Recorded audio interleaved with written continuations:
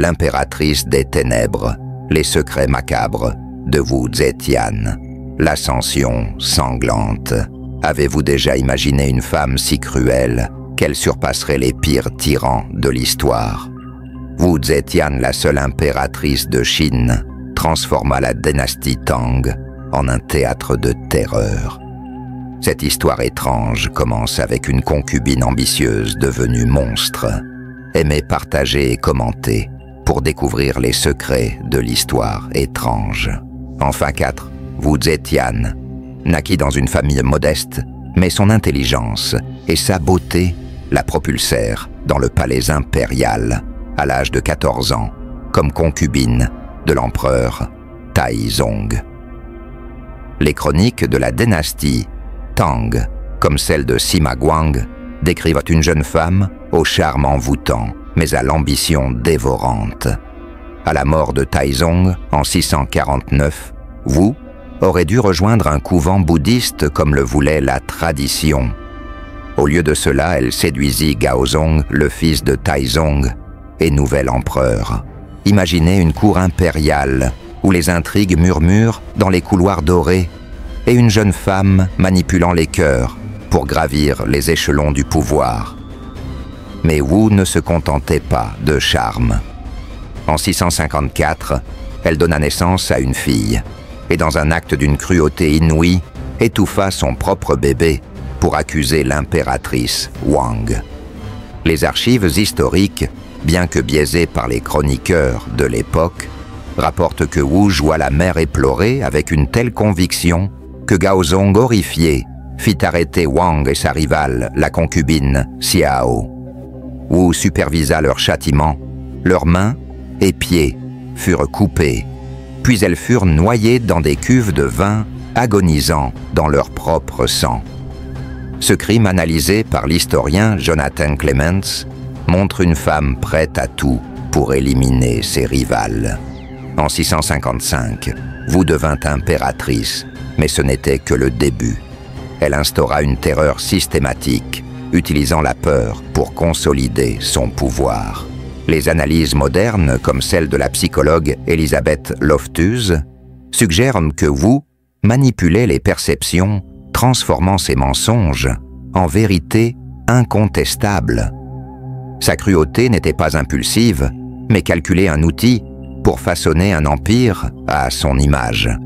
Les courtisans terrifiés évitaient son regard conscient qu'un faux pas pouvait signifier la mort. Mais si vous pensez que ce meurtre était l'apogée de sa cruauté, attendez de découvrir comment Wu transforma la torture en art. La prochaine étape de cette histoire, étrange, vous plongera dans un cauchemar inimaginable. Les chambres de l'horreur, les couloirs dorés du palais impérial, cachèrent des salles où l'horreur prenait vie. Wu Zetian, désormais impératrice, transforma la dynastie Tang en un théâtre de cruauté où la torture devint un art macabre. Cette histoire étrange dévoile comment une femme, au pouvoir absolu, conçut des supplices si ingénieux qu'ils devinrent légendaires. Aimez, partagez et commentez pour plonger plus loin dans les ténèbres de l'histoire étrange. En 655, Wu Zetian, après avoir éliminé ses rivales, s'installa fermement sur le trône, aux côtés de l'empereur Gaozong, dont la santé fragile lui laissa un contrôle croissant sur l'empire. Les chroniques de la dynastie Tang, comme celle de Liu Shu dans le vieux livre des Tang, décrivent une impératrice d'une intelligence redoutable, mais aussi d'une cruauté sans limite. Wu ne se contentait pas d'exécuter ses ennemis. Elle voulait qu'ils souffrent, qu'ils deviennent des exemples vivants, ou plutôt mourants, de son pouvoir. Imaginez un palais où les rires des banquets se mêlent aux cris étouffés venant des cachots souterrains, où l'odeur de l'encens couvre à peine celle du sang. L'une des inventions les plus infâmes de Wu était le cochon humain. Selon les récits historiques, les victimes avaient les membres amputés, les yeux crevés, les oreilles coupées et la langue arrachée. Ensuite, elles étaient jetées dans des porcheries. laissés à agoniser dans la crasse, jusqu'à ce que l'infection ou la famine les achève. Ce supplice, utilisé sur l'ancienne impératrice Wang et la concubine Xiao, n'était pas seulement une punition, mais une démonstration de domination. Wu, selon l'historien Jonathan Clements, visitait souvent ses victimes se délectant de leurs supplications avant d'ordonner leur transformation en cochons humains. Cette cruauté calculée, analysée par la psychologue moderne Karen Horney, reflète une personnalité narcissique cherchant à affirmer son pouvoir par la destruction totale de ses rivaux. Une autre méthode, le chaudron de bronze, était tout aussi terrifiante. Les prisonniers étaient placés nus dans d'énormes récipients remplis d'eau, sous lesquels on allumait des feux pour faire bouillir le liquide lentement. Les archives rapportent que Wu assistait à ces exécutions, souvent en dînant, traitant les hurlements comme une musique d'ambiance. Les témoignages de l'époque, bien que biaisés par la peur, décrivent des scènes où des courtisans forcés d'assister détournaient les yeux, incapables de supporter l'horreur. Le psychiatre Carl Jung pourrait interpréter cette fascination comme une projection de l'ombre de Wu, une manifestation de sa propre lutte intérieure contre la culpabilité et le pouvoir. Wu développa également la pendaison inversée, une technique où les victimes étaient suspendues par les pieds, la tête en bas, jusqu'à ce que la pression sanguine cause des hémorragies cérébrales. Ce supplice, qui pouvait durer des heures, était minutieusement chronométré par Wu, qui notait les variations pour maximiser la souffrance. Les archives de la cour, bien que fragmentaires, révèlent que Wu tenait des registres détaillés de ses tortures, comme une scientifique étudiant la douleur. Ces notes, selon l'historien Keith McMahon, montrent une femme obsédée par le contrôle transformant la mort en un spectacle méticuleusement orchestré. Mais Wu ne se limitait pas aux adultes. Les enfants, souvent utilisés comme otages pour forcer la soumission de leurs parents, subissaient des supplices spécifiques. Les chroniques mentionnent des cas où des jeunes garçons étaient enfermés dans des cages exiguës, affamés, jusqu'à ce qu'ils s'effondrent. Cette cruauté envers les plus vulnérables choqua même les courtisans les plus endurcis. Imaginez la terreur d'un enfant arraché à sa famille, confronté à une impératrice dont le sourire cachait une froideur inhumaine. Les analyses modernes, comme celle de Philippe Zimbardo sur la banalité du mal, suggèrent que l'environnement de pouvoir absolu de Wu désensibilisa son sens moral, la transformant en une figure presque inhumaine. Les chambres de torture de Wu devinrent légendaires dans tout l'empire Tang. La simple menace d'y être envoyé suffisait à faire plier les généraux les plus courageux. Les récits de l'époque décrivent des nobles qui, apprenant leur arrestation, se suicidaient plutôt que d'affronter les supplices de Wu. Cette terreur psychologique, selon l'historienne Patricia Ebrey, était une arme aussi puissante que ses méthodes physiques. Wu utilisait la peur comme un outil de gouvernance, transformant chaque citoyen en un informateur potentiel, terrifié à l'idée de déplaire à l'impératrice. Pourtant, Wu n'était pas seulement une tortionnaire. Ses réformes administratives, comme la promotion de fonctionnaires, basées sur le mérite plutôt que la naissance, modernisèrent l'Empire. Elle encouragea l'éducation et les arts, finançant des temples bouddhistes et des œuvres littéraires. Cette dualité, cruauté et génie politique rend son personnage fascinant. Les historiens modernes comme Jonathan Spence notent que Wu utilisait ces tortures non seulement pour punir, mais aussi pour projeter une image de pouvoir invincible, une stratégie qui, bien que monstrueuse, renforça son autorité. Les chambres de torture, bien que dissimulées dans les sous-sols du palais, devinrent un symbole de son règne. Les courtisans, forcés de vivre dans cette atmosphère de peur, développaient des tics nerveux, évitant de parler à voix haute. Imaginez-vous marchant dans un palais où chaque mot peut être votre condamnation, où chaque regard de l'impératrice peut signifier la mort. Cette tension psychologique, combinée à l'horreur physique des supplices, fit de Wu une figure redoutée, même par ses plus proches alliés. Si les chambres de Wu vous ont glacé le sang, la prochaine étape de cette histoire, étrange, révèle comment elle transforma l'Empire en un réseau de terreur avec sa police secrète. Êtes-vous prêt à découvrir l'ampleur de sa paranoïa? Le réseau de terreur, sous le règne de Wu Zetian. Le palais impérial n'était pas seulement un lieu de pouvoir, mais une toile d'araignée où chaque mot, chaque regard pouvait tisser votre destin funeste. Cette histoire étrange dévoile comment l'impératrice créa un réseau de police secrète si sophistiqué qu'il transforma l'Empire Tang en une prison de peur, aimé partager et commenter pour plonger dans les abysses de l'histoire étrange. Vers 660, Wu Zetian, désormais impératrice à part entière, mit en place un système de surveillance d'une ampleur inégalée dans l'histoire ancienne. Les chroniques de la dynastie Tang, comme celle de Sima Guang, décrivent de son réseau de fonctionnaires cruels, une armée d'espions triés sur le volet pour leur loyauté et leur sadisme. Ces agents, dirigés par des figures comme Lai Zhongchen, étaient autorisés à arrêter, torturer et exécuter quiconque était soupçonné de trahison sans preuve ni procès équitable.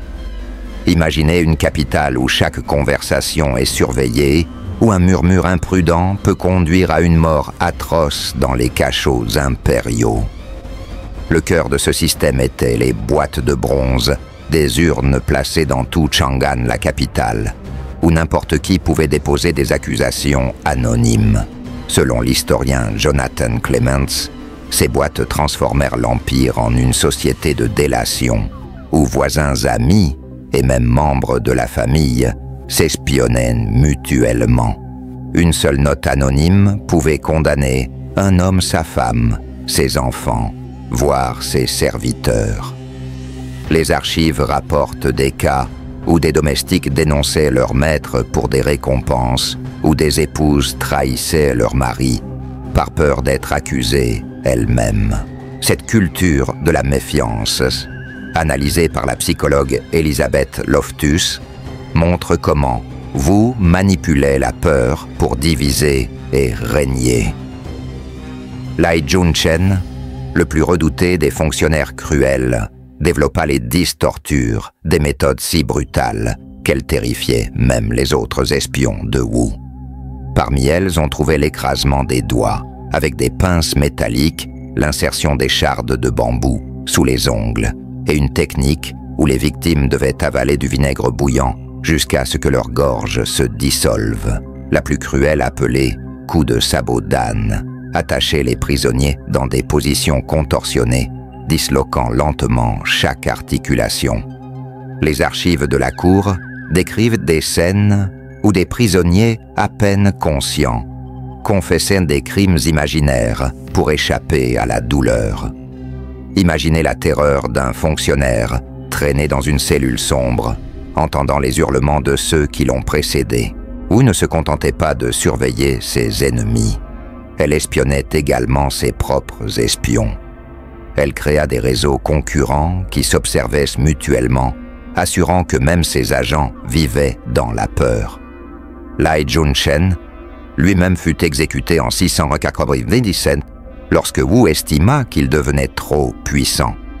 Cette paranoïa, selon le psychiatre Carl Jung, pourrait refléter un trouble de la personnalité narcissique où Wu voyait des menaces partout, incapable de faire confiance à quiconque.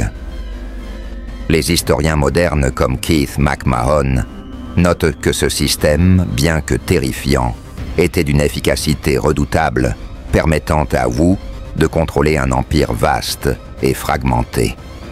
l'impact psychologique de ce réseau était dévastateur. Les chroniques rapportent que des courtisans développèrent des tics nerveux, chuchotant même dans leur propre maison terrifiés à l'idée d'être entendus.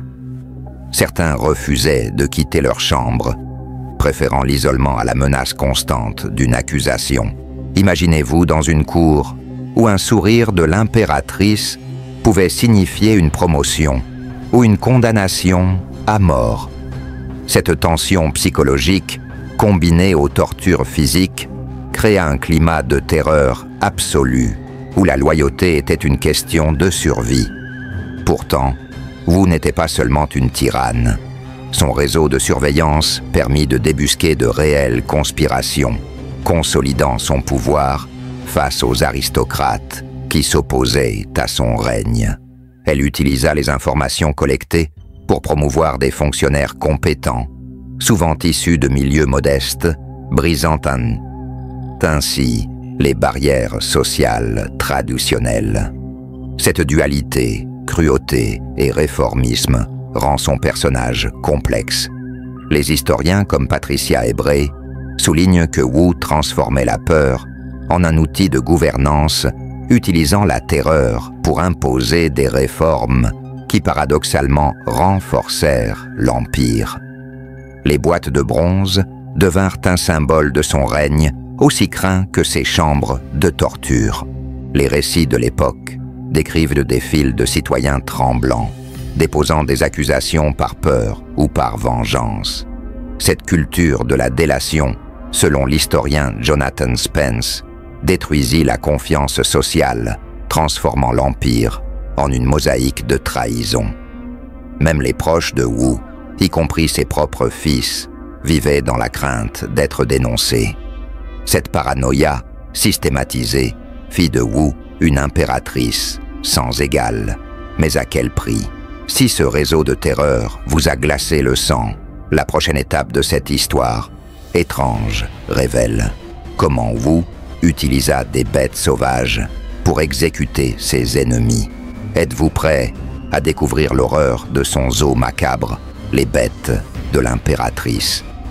Dans les entrailles du palais de Wu Zetian, un zoo macabre abritait des créatures dressées pour tuer. Cette histoire étrange dévoile comment l'impératrice transforma des animaux sauvages en instruments de terreur, faisant de ses exécutions des spectacles d'horreur, aimés, partagés et commentés, pour plonger dans les abysses de l'histoire étrange. Vers les années 670, alors que Wu Zetian consolidait son pouvoir, elle développa une méthode d'exécution aussi théâtrale que terrifiante, l'utilisation d'animaux sauvages pour dévorer ses prisonniers vivants. Les chroniques de la dynastie Tang, comme celle de Liu Shu dans le vieux livre des Tang, décrivent une ménagerie impériale où tigres affamés, loups dressés et chiens féroces étaient entretenus avec soin, non pas pour la gloire, mais pour la mort. Imaginez une arène de pierre entourée de gradins où l'élite de Chang'an tremblante observait des prisonniers jetés en pâture sous le regard froid de l'impératrice. Wu ne se contentait pas de tuer, elle orchestrait des spectacles. Les archives rapportent que les tigres réservés aux traîtres de haut rang étaient affamés pendant des jours pour exacerber leur férocité. Les loups, utilisés pour les fonctionnaires corrompus, étaient dressés pour attaquer en meute, prolongeant l'agonie de leurs victimes. Les chiens sauvages élevés pour leur agressivité étaient destinés aux traîtres familiaux, un symbole de la loyauté brisée.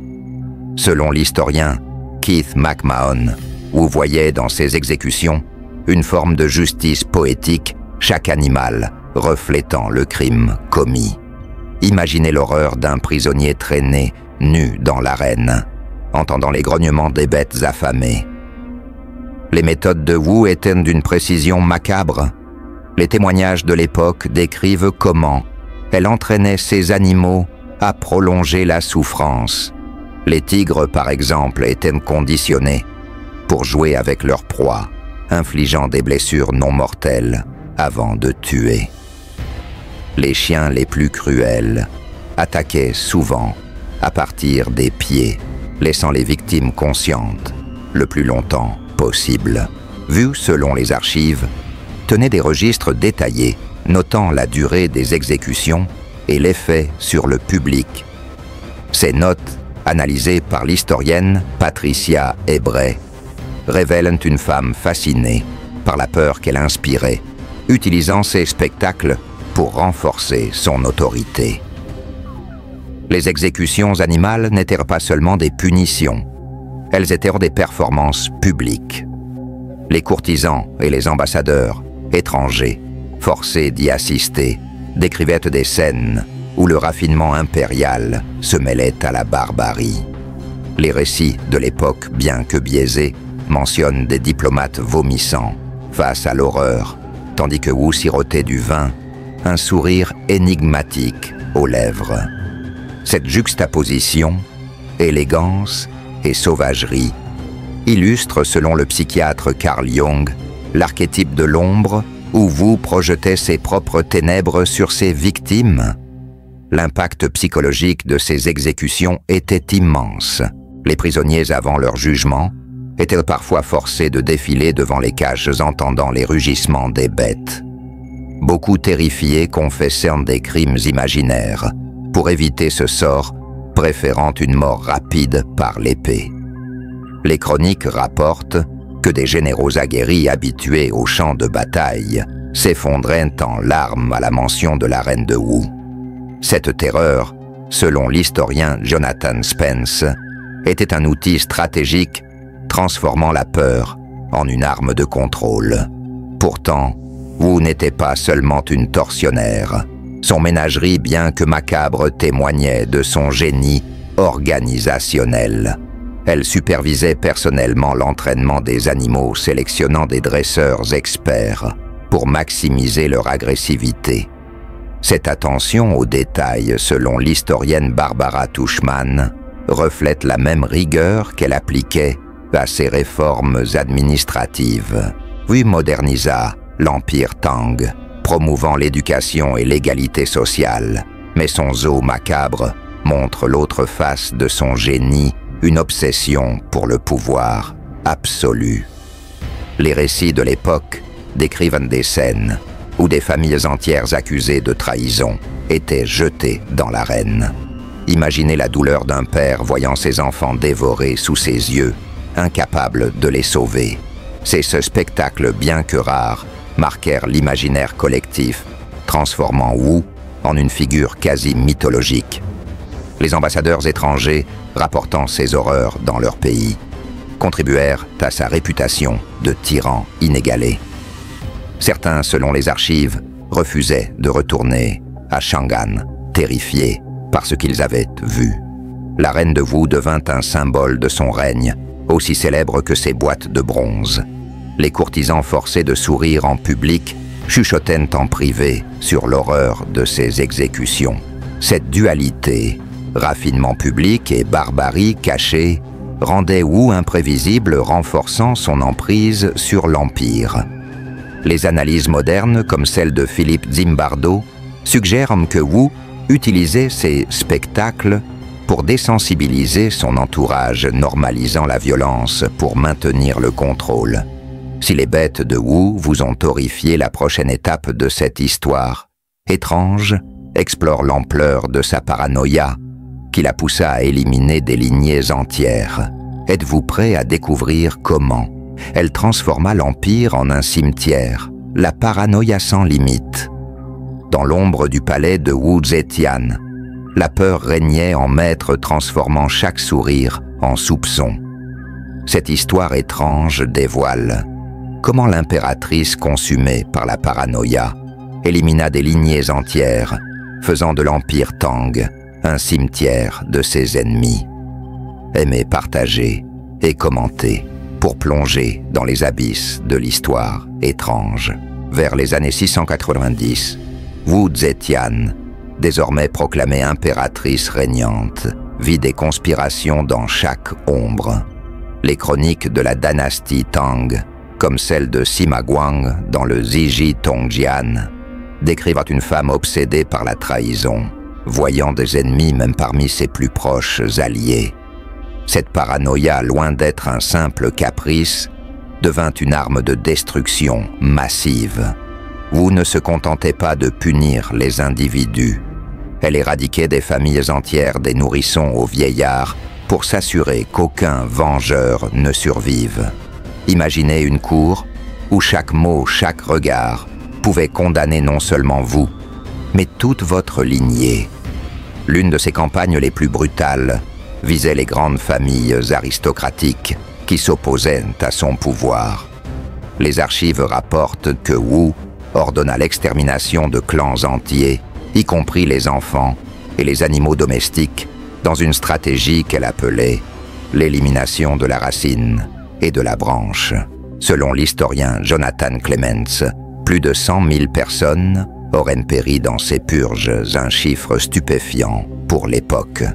Les familles impériales Tang, en particulier, furent décimées.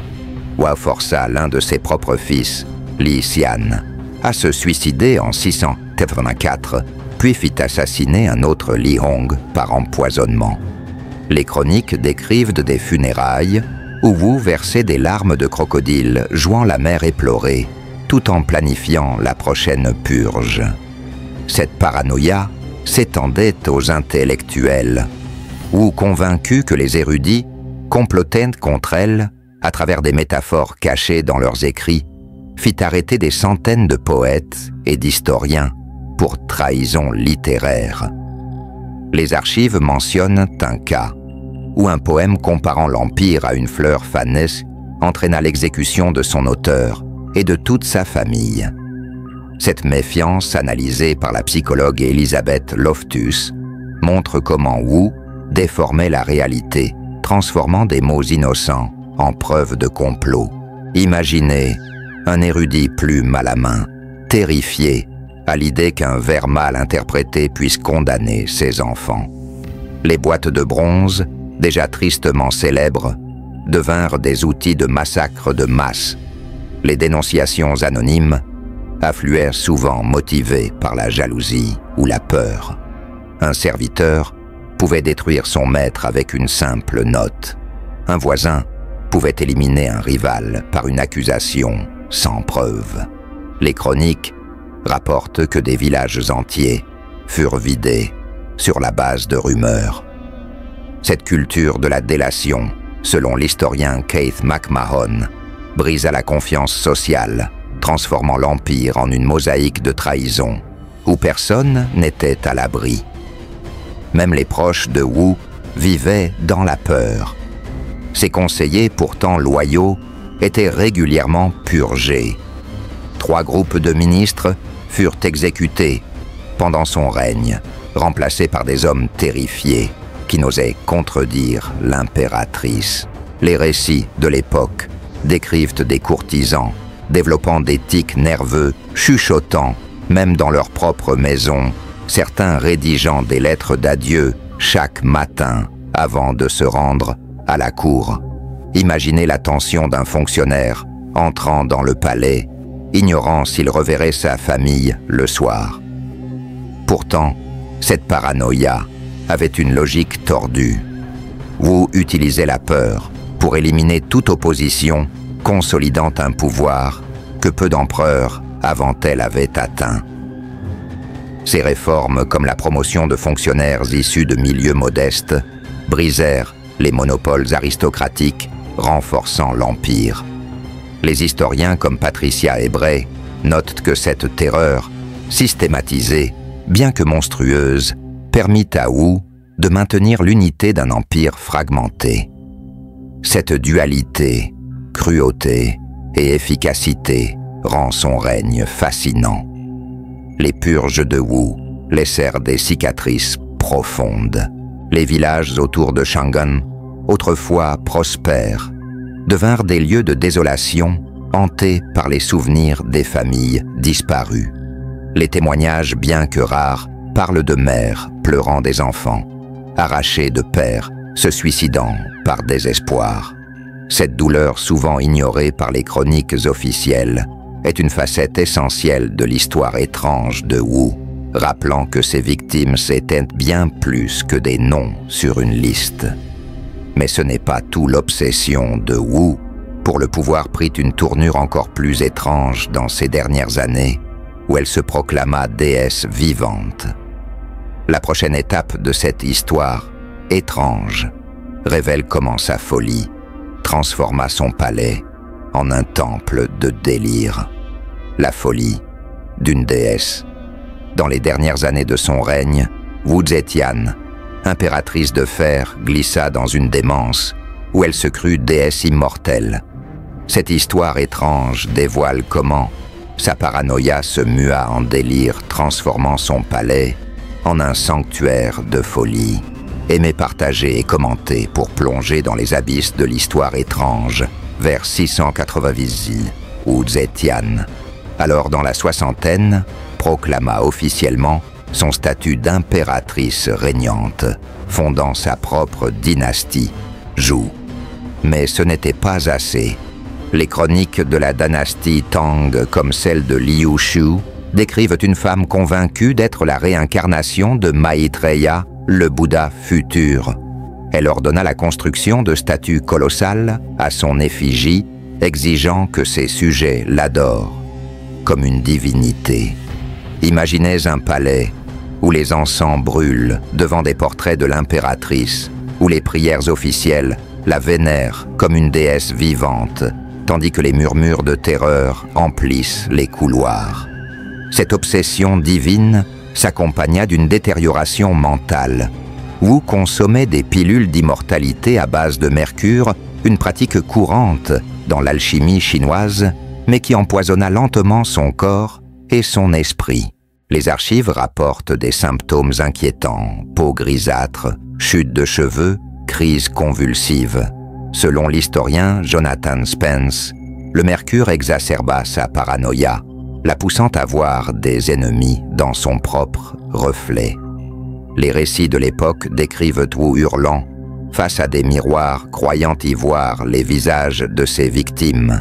Imaginez la terreur des courtisans observant leur impératrice s'adresser à des chaises vides, convaincus de dialoguer avec des esprits.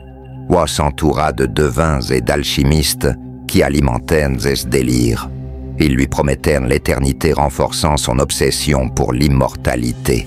Les chroniques mentionnent des rituels nocturnes où Wu, vêtu de robes dorées, invoquait des divinités dans des salles ornées de symboles mystiques. Ces cérémonies, bien que probablement théâtrales, terrifiaient son entourage qui craignait d'être accusé de blasphème. L'historienne Patricia Ebrey note que Wu utilisait ces rituels pour maintenir une aura surnaturelle, renforçant son pouvoir par la crainte révérentielle. Son obsession prit une tournure encore plus sombre avec ses jeunes amants. Dans ces dernières années, Wu septuagénaire entretenait une cour de jeunes hommes choisis pour leur beauté. Mais ces relations étaient marquées par une cruauté macabre. Elle les exécutait après quelques mois, croyant que leur mort préserverait leur jeunesse en elle. Les archives décrivent des scènes où ces amants conscients de leur sort tentèrent de fuir seulement pour être rattrapés par les agents de Wu. Cette pratique, analysée par le psychiatre Carl Jung, pourrait refléter une projection de sa peur du vieillissement, transformée en un rituel sacrificiel. Les décisions de Wu devinrent erratiques. Elle ordonnait l'exécution de villages entiers sur la base de rêves, puis oubliait ses ordres le lendemain. Elle déclara des guerres contre des royaumes voisins, pour ensuite négocier la paix sans raison apparente. Les chroniques rapportent que ses ministres terrifiés commençaient à ignorer ses commandes, espérant qu'elle oublierait ses caprices. Cette instabilité, selon le psychologue Philippe Zimbardo, illustre comment le pouvoir absolu, combiné à l'empoisonnement au mercure, brisa sa rationalité. Wu ordonna également la construction d'un tombeau souterrain, un palais miniature destiné à la suivre dans l'au-delà. Les archives décrivent des salles remplies de statues de céramique représentant ses serviteurs, prêtes à la servir dans la mort. Cette obsession pour l'éternité, selon l'historien Keith McMahon, reflète une femme incapable d'accepter sa mortalité, cherchant à défier la mort par des moyens aussi grandioses que délirants. Imaginez des ouvriers suant dans des tunnels sombres, sculptant des effigies sous le regard d'une impératrice à moitié folle. Les courtisans pris au piège de ce palais de démence vivaient dans une peur constante. Les récits de l'époque décrivent des nobles développant des tics nerveux incapables de soutenir le regard de Wu. Certains écrivaient des lettres d'adieu chaque soir, convaincus que leur fin était proche. Cette atmosphère, selon l'historienne Barbara Tuchman, transforma la cour en une prison psychologique où la survie dépendait de l'adhésion aveugle au délire de l'impératrice. Pourtant, Wu conserva une certaine efficacité. Ces réformes, comme l'expansion des examens impériaux, permirent à des talents de milieu modeste d'accéder au pouvoir renforçant l'administration Tang. Cette dualité, génie politique et folie destructrice, rend son personnage fascinant. Les historiens modernes comme Jonathan Clements notent que sa démence, bien que tragique, ne diminua pas entièrement son emprise sur l'Empire. Mais ce n'est pas tout. La chute de Wu orchestrée par ceux qu'elle terrifiait révéla une fin aussi dramatique que son règne. La prochaine étape de cet homme d'histoire étrange explore comment une déesse autoproclamée s'effondra sous le poids de sa propre folie. La chute d'une déesse. L'impératrice Wu Zetian, autoproclamée déesse, s'était élevée au-dessus des mortels, mais même les divinités autoproclamées peuvent tomber. Cette histoire étrange dévoile comment la femme la plus puissante de Chine fut renversée, victime de sa propre folie et de la révolte de ceux qu'elle avait terrifiés, aimait partager et commenter, pour plonger dans les abysses de l'histoire étrange. En 705, Wu Zetian, âgée de plus de 80 ans, était une ombre de l'impératrice redoutable qu'elle avait été. Les chroniques de la dynastie Tang, comme celle de Sima Guang dans le Ziji Tongjian, décrivent une femme affaiblie par l'empoisonnement au mercure, sujette à des crises convulsives et à des délires.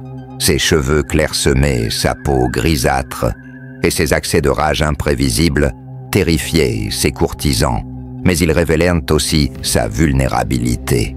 Imaginez un palais où l'impératrice jadis, crainte comme une divinité, titube dans des couloirs dorés, murmurant à des fantômes qu'elle seule voyait.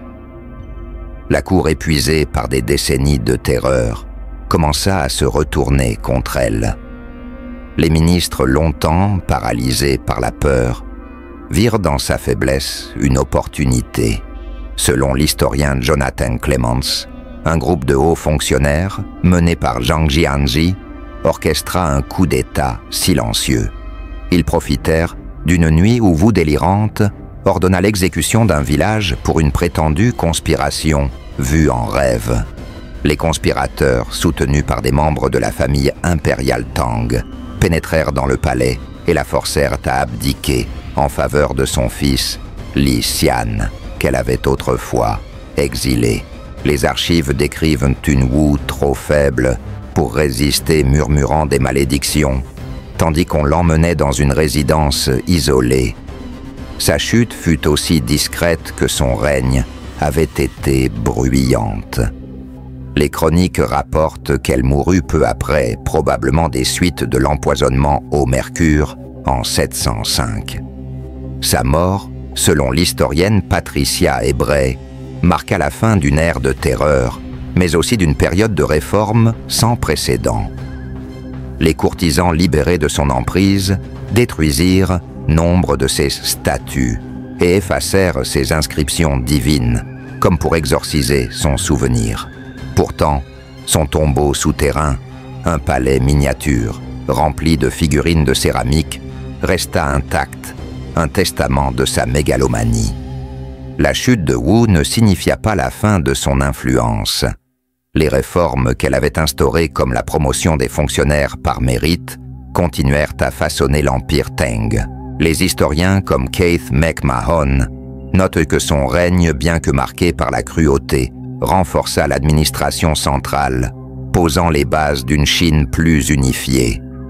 Cette dualité, tyrannie et progrès, rend son personnage fascinant. Imaginez les survivants de sa cour partagés entre le soulagement de sa disparition et l'admiration pour ses réalisations. Les victimes de Wu, cependant, ne furent pas oubliées. Les récits oraux transmis dans les villages autour de Chang'an parlaient de familles détruites, de mères pleurant des enfants disparus. Une vieille chronique rapporte l'histoire d'une femme qui, des années après la mort de Wu, refusait de passer près du palais, convaincue que les âmes des victimes hantaient encore ses murs. Ces témoignages, bien que rares, mais je rappelle que l'histoire étrange de Wu est aussi celle de la douleur humaine, une douleur que les fastes impériaux ne pouvaient effacer. Les analyses modernes, comme celle du psychologue Philippe Zimbardo, suggèrent que la chute de Wu illustre les limites du pouvoir absolu. Sa paranoïa, amplifiée par l'empoisonnement au mercure, la rendit incapable de maintenir la loyauté de son entourage.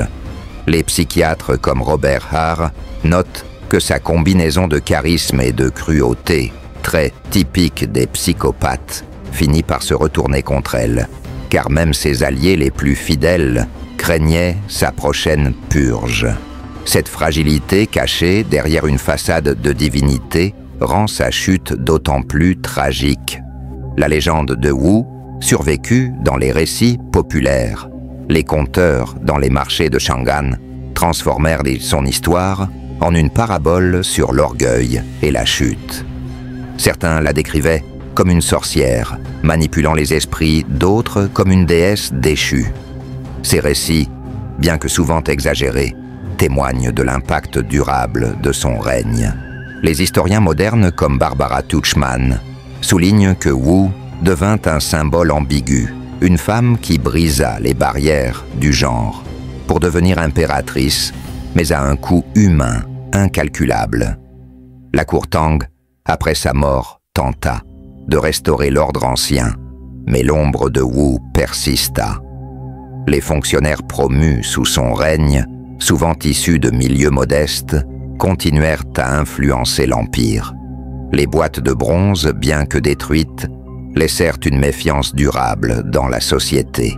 Imaginez un fonctionnaire des années après regardant par-dessus son épaule, craignant une nouvelle Wu Zetian.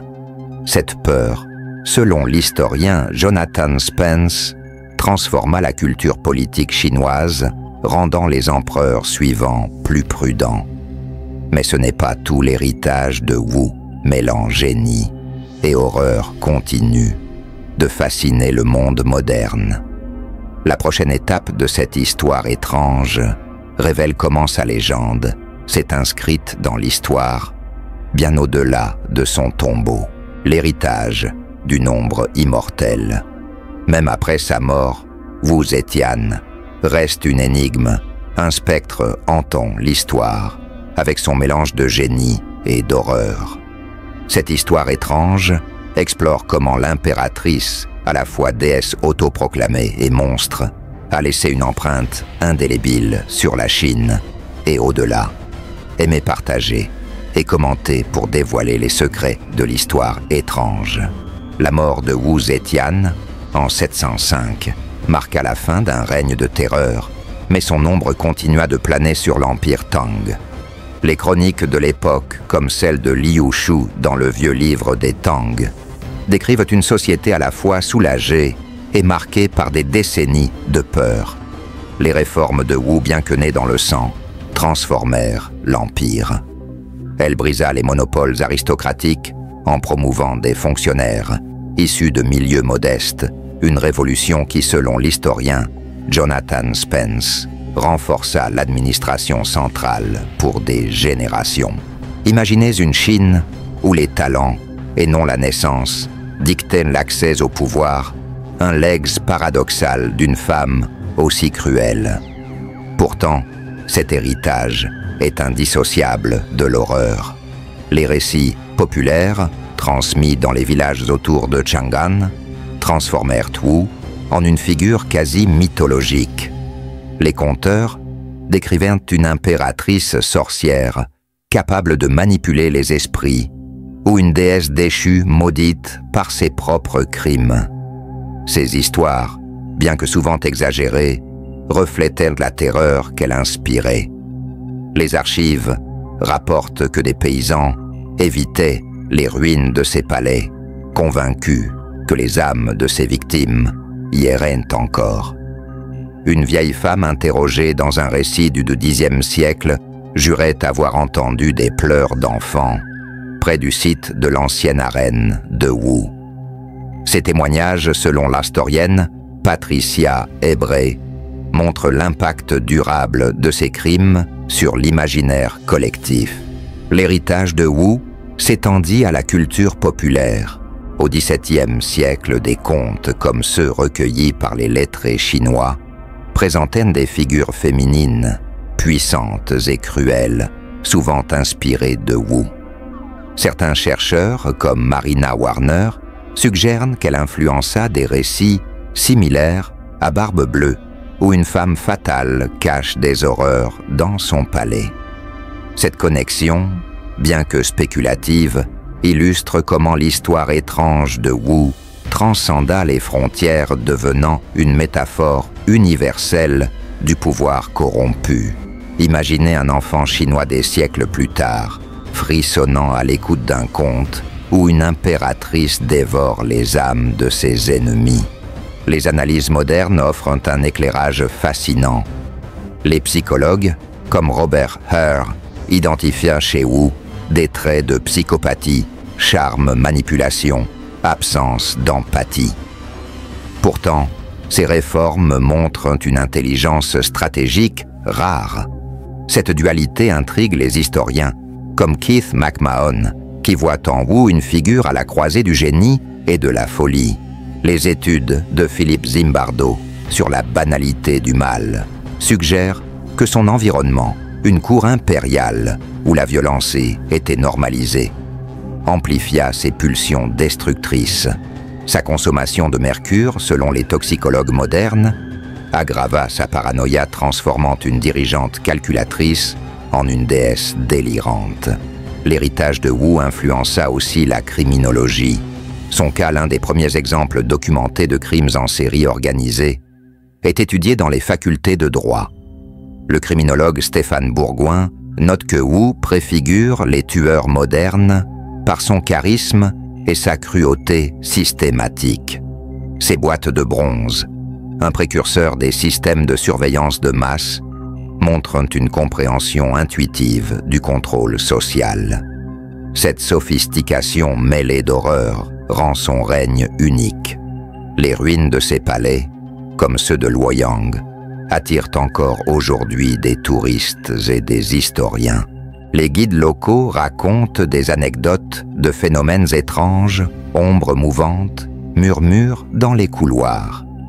Bien que probablement apocryphes, ces récits, selon l'historien Jonathan Clements, témoignent de la fascination durable pour Wu.